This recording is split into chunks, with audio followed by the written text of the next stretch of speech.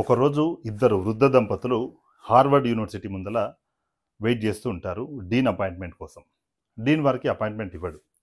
So ఆ డీన్ ఆ office close చేసుకొని ఇంటికి వెళ్తుంటాడు. ఇంటికి వెళ్ళే టైంలో వీళ్ళే అడుగుతారన్నమాట, సార్ మీతో ఒక 5 మినిట్స్ మాట్లాడాలి, టైం ఇవ్వండి అంటారు. అనగానే పాపం వీళ్ళని డిసప్పాయింట్ చేయడం ఎందుకని చెప్పి డీన్ వీళ్ళకి అపాయింట్మెంట్ ఇస్తాడు. సార్ లోపల రండి అని చెప్పి పిలుస్తాడు. పిలిచిన తర్వాత చెప్పండి మీకు ఏం కావాలంటే, లేదండి మేము మీ యూనివర్సిటీకి కొంత డొనేట్ చేద్దాం అనుకుంటున్నాము, మీకు ఏం కావాలో చెప్పండి అని అడుగుతారు. అడగానే డీన్ అనుకుంటారు, కనీసం వీళ్ళకి బట్టలే సరిగా లేవు, వీళ్ళు మాకేం డొనేట్ చేస్తారని ఆలోచనతోని, సరే చెప్పండి మాకు లైబ్రరీ ఉంది, లైబ్రరీలో మీరు ఏమైనా బుక్స్ కావాలంటే డొనేట్ చేయొచ్చు అని చెప్తారు.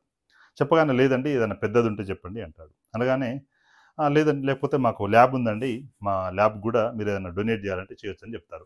చెప్పగానే మళ్ళీ వృద్ధ దంపతులు అంటారు, లేదండి ఏదైనా పెద్ద ప్రాజెక్ట్ ఉంటే చెప్పండి, మేము ఆ ప్రాజెక్ట్కి మేము స్పాన్సర్ చేస్తామని చెప్తారు. చెప్పగానే డీన్కి కోపం వస్తుంది, మీరు అనవసరంగా నా టైం వేస్ట్ చేస్తున్నారండి అని చెప్పి అక్కడి నుంచి కోపంతో వెళ్ళిపోతాడు.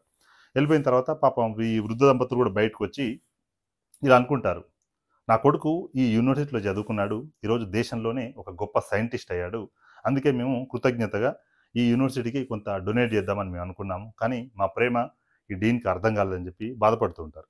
బాధపడుతుంటే అందులో ఉన్న ఒక వృద్ధ మహిళ భార్య అంటుందన్నమాట ఇలా, లేదండి మనమే ఒక యూనివర్సిటీ స్టార్ట్ చేద్దాము అని చెప్పి తనని ఒక యూనివర్సిటీ స్టార్ట్ చేస్తారు వాళ్ళు. అదే ఈరోజు హార్వర్డ్ యూనివర్సిటీకి పోటీగా ఉన్నటువంటి స్టాన్ఫర్డ్ యూనివర్సిటీ. సో ఇక్కడ మనము ఎవరిని కూడా తక్కువ అంచనా వేయకూడదండి. సో వాళ్ళ ఏజ్ని బట్టి కానీ, వాళ్ళ బట్టలను బట్టి కానీ, వాళ్ళ అపియరెన్స్ని బట్టి కానీ ఎప్పుడు కూడా మనం ఎవరిని తక్కువ అంచనా వేయకూడదు.